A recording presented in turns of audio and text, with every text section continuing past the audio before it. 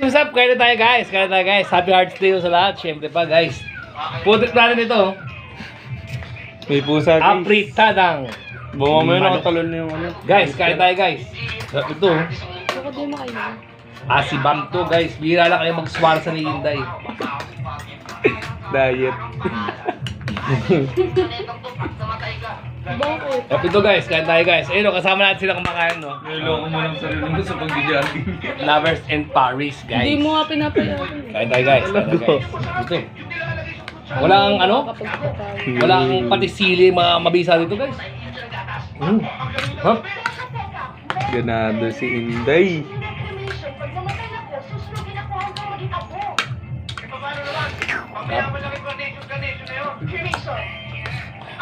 Nakita kami kanina niyan eh. Gulat ako. Umuwi dito yan, kwartetuan na eh. Nakipag-date pa yata. Ito, saan ako ulit eh. Sinubuan. Hop.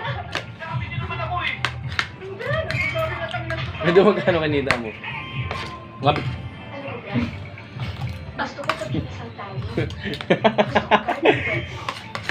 Hop, guys. Isa. No. Dapat yung baboy na lang eh. Kapredadong baboy. Ko, 19 days. 19 days na ako na hindi na-atake ng gout eh. Gusto mo, atake na naman ako. Malansa rin naman to. Hindi. Mas okay naman daw kasi ganun. Lagyan mo na maraming sabaw, masarap. Pero naman eh, hindi mo naman ako pinapainggit eh. Ang mga bell pepper. Sarap ngumuya. Bakal. Gano'n, magasya mo. Mas matamis pa rin ang iniaayon Ano ng ba? pag-ibig sa'yo. Hop. Kalokohan yan! Hindi totoo yan! Taro! Hindi kinitigil sila ba't sige nakakatakutak ka eh! Wala ka napasyon. Aba. Tatlong babae, di ba? Yung leg kinuha mo. Tatlo. Leg ba? Dalawa lang. Bakit ko sinip?